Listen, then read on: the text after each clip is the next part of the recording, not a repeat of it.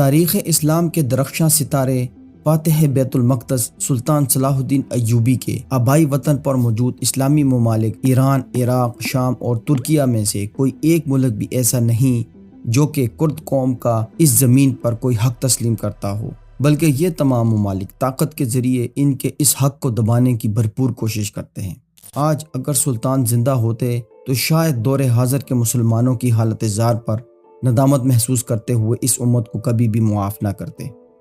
لیکن سوال یہ پیدا ہوتا ہے کہ کرد قوم کیسے سلطان صلاح الدین ایوبی کی لیڈرشپ میں اپنے عروج کو پہنچی،